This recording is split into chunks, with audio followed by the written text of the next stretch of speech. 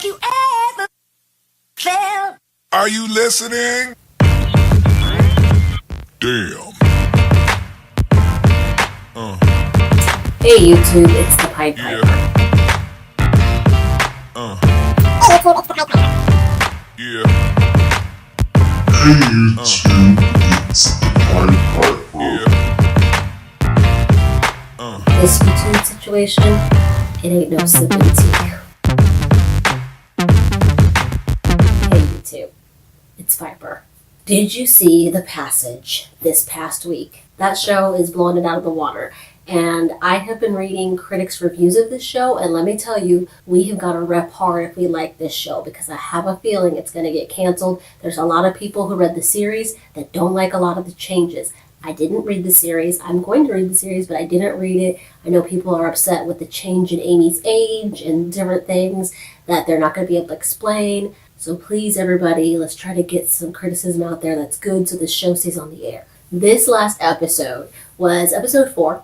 And like I always tell you, it's on Mondays on Fox, 9/8 Central. This episode was all about Anthony Carter. We got to learn his backstory. The last episode, we learned a lot about Shanna, I always say Shanna, it's Shauna Babcock. Please know that there are going to be spoilers here. So if you haven't watched the episode, shut this video off now, because you're going to be really bummed out when I tell you everything. And for those who did watch it, or those who prefer to hear about it first, then watch it, proceed. So this episode was called Whose Blood Is That? And I know you're like, what? Whose blood was that? We'll find out whose it was.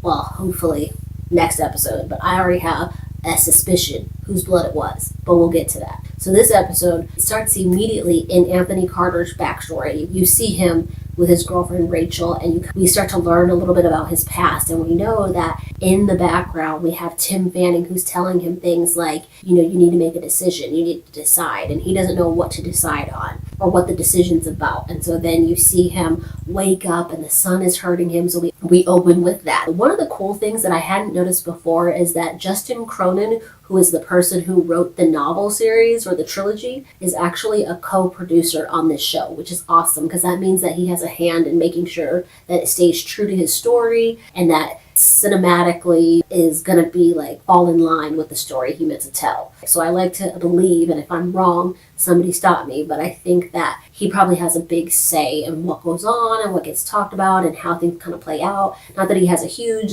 say, but he does have some pull. In this episode, Brad convinces Sykes, or Dr. Sykes, and Dr. Lear to let him and Amy outside. He's like, Amy's not sleeping well and she needs to get out, which basically is code for, I can't figure out an escape route if we're in this room all the time.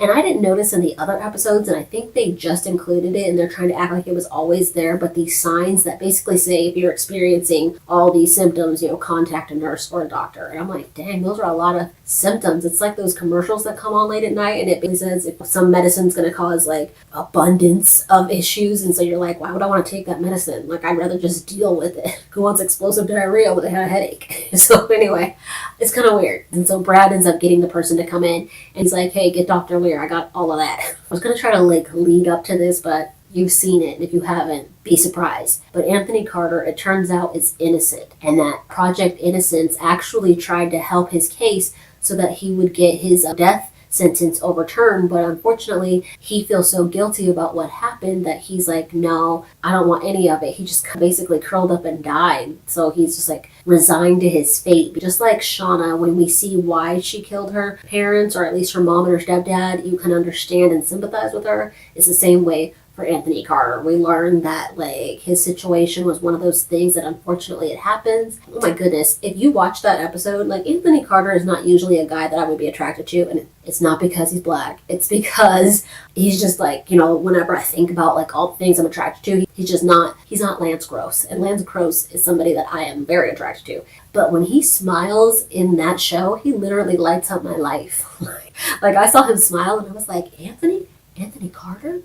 That smile is like $1 million smile. So there is some dissension, though, in the ranks at Project Noah, because we discover that Dr. Sykes approaches Clark Richards and she's making some little throwaway jokes, but then she's like, hey, I got to ask you something serious. What the heck is going on? What happened with Shauna Babcock, you saved her from being euthanized. And he's like, oh, the DOD pulled the plug at the last minute, and so I had to stop it. She takes that and accepts it, but we all know he's lying. Plus, we also know that he's having visions of Shauna, and she literally is like haunting him basically now. And part of the flashbacks about Anthony Carter, and I'm going to jump back and forth between current show and flashbacks because the show goes hand in hand with both of them. And so Anthony Carter is a house flipper. That was what he did before he was a death row inmate. He actually was like just starting out flipping houses, and so then whenever he meets his, I guess, girlfriend eventually, she's actually a house flipper as well, and I guess she has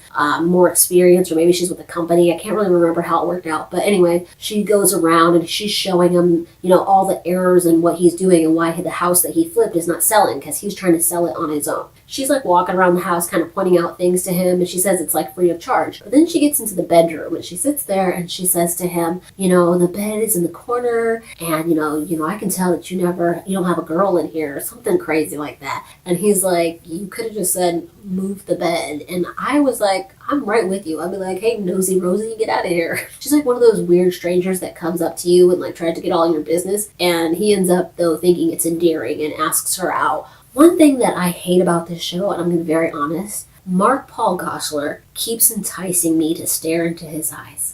I didn't even know what color his eyes were until he tells Amy to gaze into his hazel eyes, and I was like mesmerized. I'm like, yes, Mark Paul Gosselaar, I will stare into your eyes.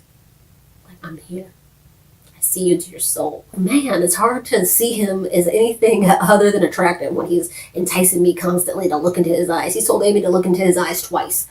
And when she does it, I do it too. I'm like, I just am like shocked. Like, they got the best little actress to play Amy, and her intelligence is like off the charts.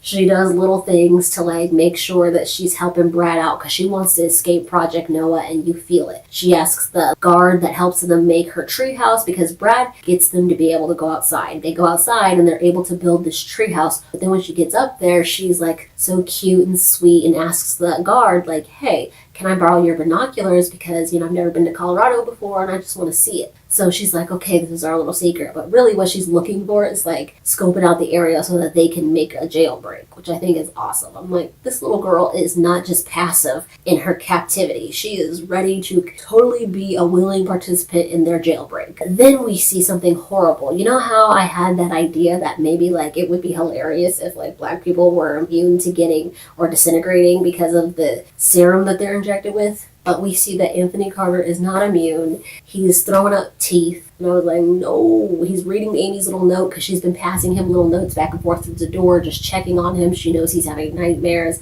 She knows he's not sleeping well. He's not feeling well. So then, like, as he's reading the note, he just throws up blood. And I'm like, oh, that is unattractive.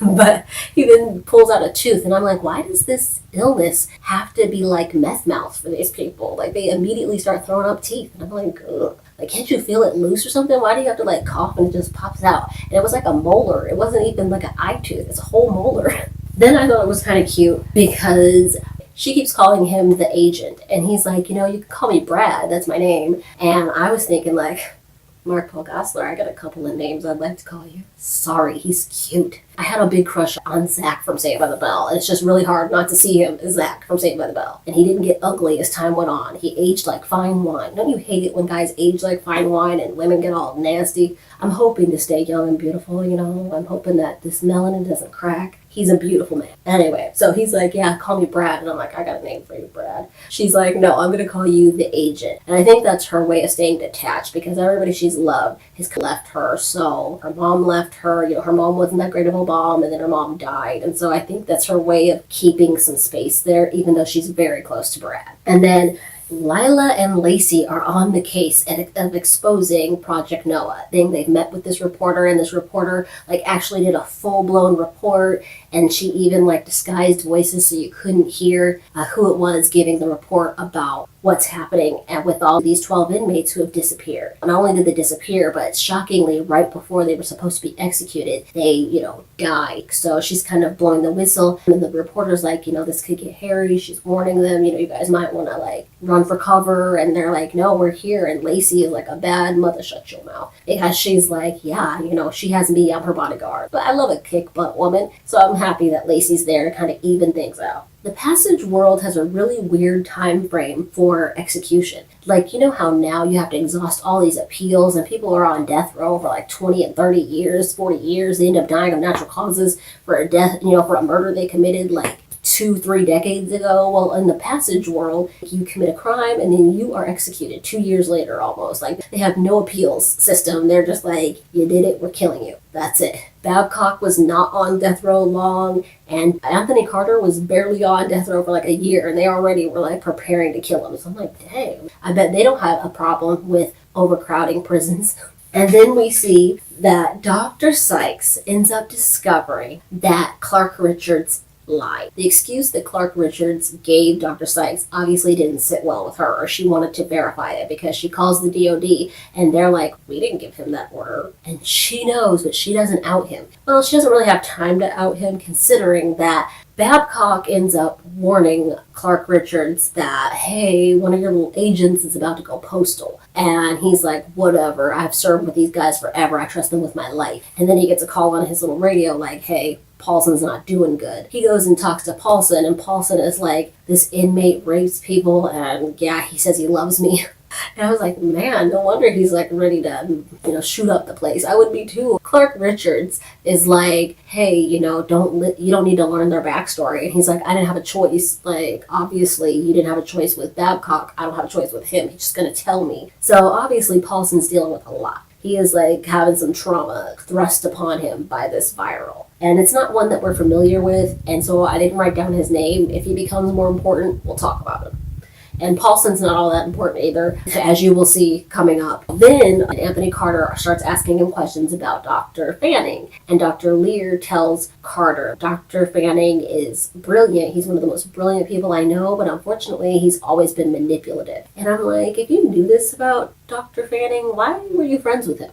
He doesn't seem like manipulative, like a way that you could just totally get over it if your friend has like a personality flaw you don't deal with. It's like a huge psychotic sort of, oh my goodness, you're a psychopath, you're a sociopath sort of manipulative streak. And I'm like, why did you bring him in on this at all if he's that kind of guy? So I'm assuming there's a lot more story to the Dr. Fanning, Dr. Lear sort of friendship that we're going to discover. But then something happens. And Carter ends up going into some, basically, I don't know if he's convulsing, he's got a fever, he's not feeling well, he's not doing too hot, he didn't move from the floor where he threw up the tooth, he's on the floor, and they come in and they're like, oh my gosh, move him downstairs. And so, of course, where did they take him? 4B. And they try working on him, and Dr. Lear is really, really wanting to, make sure that he saves Carter, because Carter is the only inmate that did not try to convince him of his innocence. And so Dr. Lear, having read everything in Carter's file, is like, dude, I know you are not guilty. I know what happened. I know that your public defender fell asleep during the trial. I know that you were given a bum deal, and I just don't want to give you a bum deal too. So Dr. Lear is so committed to making sure that Carter does not follow, what Babcock had happened to her, what Fanning had happened to him, and all the other inmates had happened. He really wants to save him. So it sucks whenever he's rushed down to 4B and we discover he's not doing too hot. Actually, he's doing very hot. He has a huge fever. And we do discover in this episode that Dr. Fanning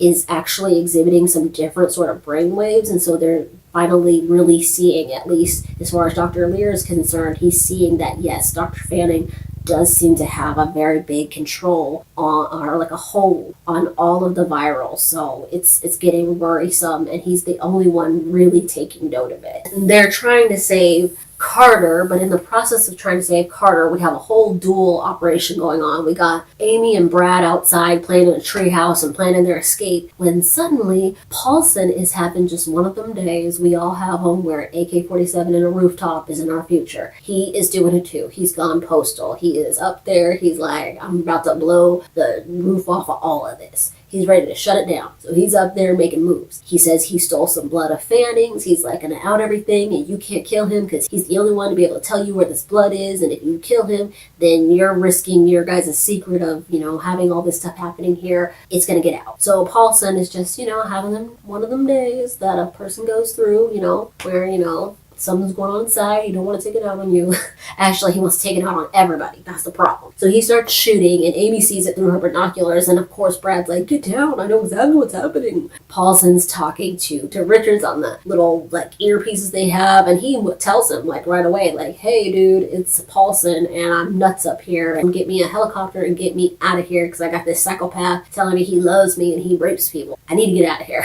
And of course, Clark Richards is not at all sympathetic. I think he doesn't want to see somebody he has been in the field with, obviously, have something horrible happen. And he's like, dude, how do you think this is going to end? Like, what do you see happening now that you've chosen this route? What I think is weird, though, about Clark Richards is that Clark Richards, for all intents and purposes, Clark Richards appears to be close to Brad. When Brad was all on their side, they were homies and buddies, and he knows a lot about Brad. He knows a lot about Brad's life. And so I'm like, he's all devoted to saving Paulson, but with Brad, he was like, Brad's gone rogue, murder him. Like, that was the only decision. He didn't even blink at trying to kill Brad. But Paulson, he's like conflicted about whether or not he should kill him. He doesn't want to kill him. And I'm like, but Brad got a kiss off, and you know that Brad had a kid that died? Like, this is weird to me. While this is going on, Brad is trying to get Amy to safety, and he tells her, because she's freaking out. She's a kid. There's like a shooter. It's an intense situation. And so Brad tells Amy, like, okay, when I give you, on the count of 3 or whatever, I'm going to have you run, and you just stay behind me and you just run. And so he takes off, and she literally does exactly what I would have done. She runs and runs and runs. And it's like, run, Forrest, run. She is out of there. She's Seabiscuit. She's gone.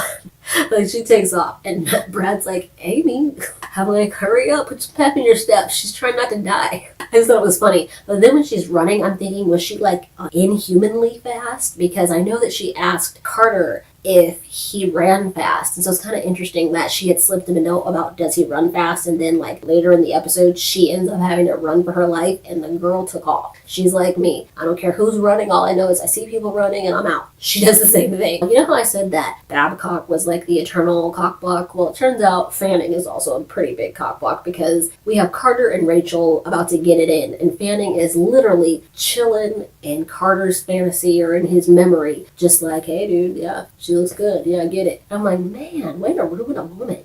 Like, Fanning, you're always in everybody's business, but he's in there with Carter, like paying attention to what's going on as Carter's reliving like everything that happened with Rachel. You discover a lot about Carter, and you discover that, him and Rachel end up having this really great relationship, and she wants to flip houses with him, but Rachel is, like a screw loose. She has, she's a little bit not all together there. She's got her quirks. And so she's a little crazy, and apparently Carter's like, I dig crazy chicks, because he's totally devoted. But then she gets even crazier and like buys this house and just assumes that they're going to have this flipping business after only being together for like 3 months. And he's like, slow down, chick. I'm just like trying to hit it. He doesn't say that, but he's literally like, man, you're like really upset over this. And she's like, I already closed on this house and blah, blah, blah. And he's like, we'll do it together. We're a team. And I'm like, man, crazy chicks give some good loving, because he's all in. And I'm like, I'd have been like, ghost. So then we have things getting real. We have Lacey and Lila, and they are at their hotel room, or at their motel room, because it looks pretty run down.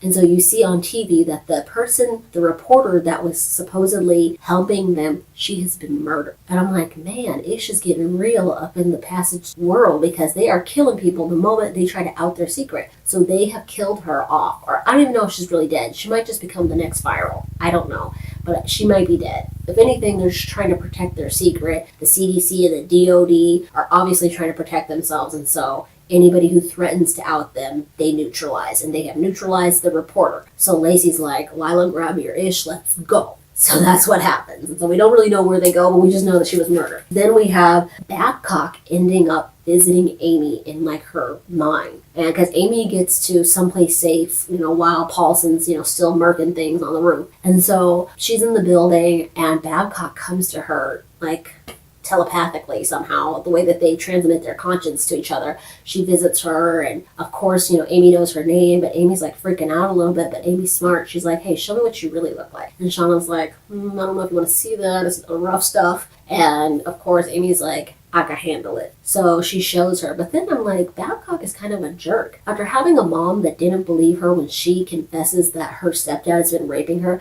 I find it very weird that with Amy, she's like, yeah, so your mama, she had a drug overdose. And I'm like, wow, like, I guess you're not the queen of tact. Amy is made of tough stuff. After she sees Shauna's real face, and Shauna shows her really quickly and then goes back to her normal, like, dream face, which I guess is normal, she's like, get out of here. I don't want you here. And Shauna's like, hey, you're one of us. And, you know, like, eventually you'll be just like us. And Amy's like, I'm nothing like you. Bounce out of my psychosis. And so Shauna leaves. She escorts herself out. I'm like, man, if that's all it took to get people to exit stage left, I'd be telling people all through life to get out of my life. There are some people I wish I never met. Babcock, after what she's experienced in life, she's a perpetrator of the same stuff because she is grooming Amy. Like, she's trying to, like, appeal to her, you know, sympathy and appeal to her empathy and, like, appeal to her need of family. Man, grooming is strong with this one. Like, way to become, like, a perpetrator of something that happened to you. And obviously she's not grooming her for the same reasons, but I'm like, she's a child.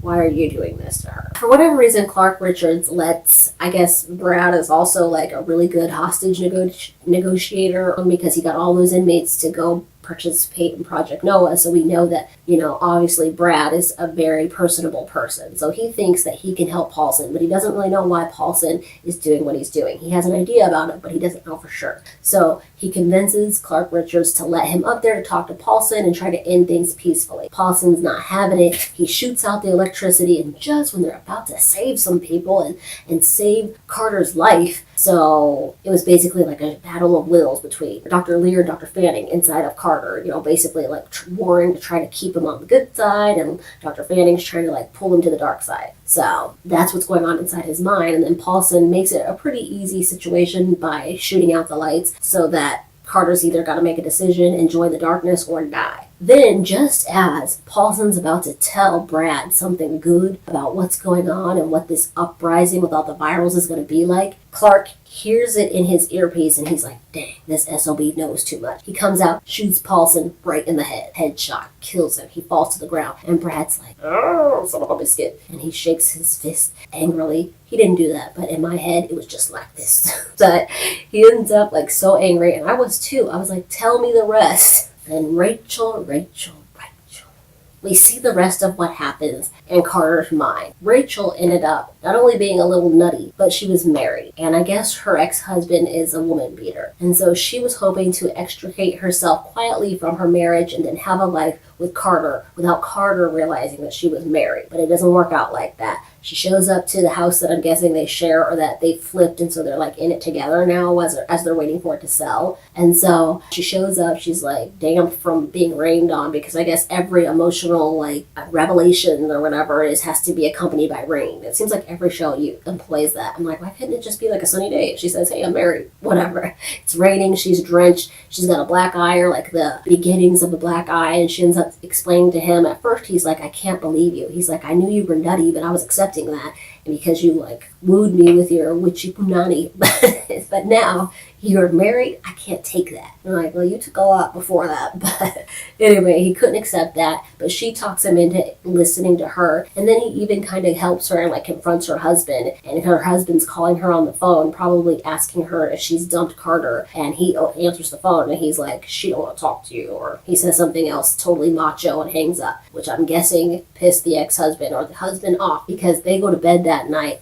and Carter and her really haven't made up, but they're like sleeping in the same bed. They're obviously, he's accepted her explanation, but he just hasn't forgiven her fully yet, and he doesn't get a chance to, because he wakes up the next day and guess who's floating in the pool? Rachel. I'm like, damn it, Rachel. He's a black man. You can't just die near him. Things will get sued. And basically Fanning says the same thing. He's like, bro, because he's obviously a part of this memory too, because he's haunting Carter, and he's like, bro, you're a black dude. I see how this looks bad. And so he's like, you're about to die in real life right now, and I've been playing this out with you every time you think of this memory and what got you in prison, and this is not your fault. They gave you a bum deal because you're a black man in this world. So he's like, I get it, bro. I see what happened. Join the dark side. And apparently Carter, after a while, is like, you're right, Darth Vader. I will come to the dark side. And then I'm like, dang, I didn't realize how buff Carter was till he chose the dark side, because his veins start popping all out, and he comes out of this ice bath they had him in real life, and he's ready for battle. He's like murking people, throwing people around like they're rag dolls. He throws Dr. Lear around like nothing but a towel and then bites into this other chick like he's a thirsty man after a long race. So he made his decision, and he made it very, very aggressively. But he pulls off Dr. Lear's mask when he gets a hold of Dr. Lear. Some blood gets on Dr. Lear. He's outside the door. Dr. Sykes is out there, and they're like, well, Carter's decided. They don't say that, but I'm pretty much like, you're up shit creek without a paddle. What else are you going to do? Like, Carter's obviously decided he was your hope, and you guys hoped you saved him, or that you would save him, and look what happened. But she sees Dr. Lear, and she's like, oh my word, Dr. Lear, your mask is off. And he's like, what? It is my word. He doesn't say that. He's not British, but she is. And she's like, whose blood is that? And he's like, and we all know it's either Carter's blood, the nurse's blood that he just bit into, or his blood, but I'm pretty sure it's not. So that's the answer to whose blood is that. It's probably Carter's blood, because Carter pulls out the IV and the stuff that they had trying to save him when he goes rogue. So he pulls it out, but then when Dr. Lear tries to talk him down, he just pulls him and flings him like he weighs nothing.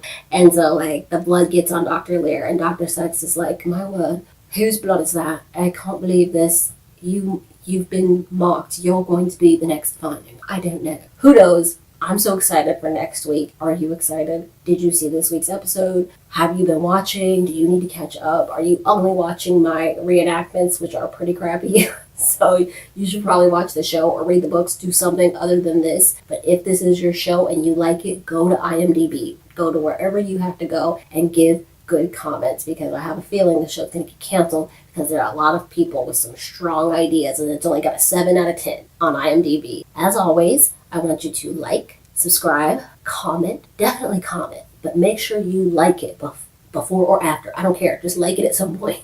Subscribe definitely so that you are aware of any uploads that I might be doing, because the next video that I do that's not going to be a recap is going to be a little bit controversial, but please don't take it that way. Watch the video. But like, subscribe, comment, share any way you can. Smoke signal, Morse code, I don't know, carrier pigeon, telegram, 2 cans and a string, 2 cups and a string, I don't know, a food stamp, do whatever you gotta do. Share this, tell somebody that knew somebody that knows somebody that, hey, you like this YouTube channel. And that's it, peaches. And let me know if you're watching and what you thought of the show. And did I observe something that you didn't, or did you observe something that I didn't realize? Leave it below, and I will see you in the next video. Bye, YouTube. Have you ever felt? Are you listening?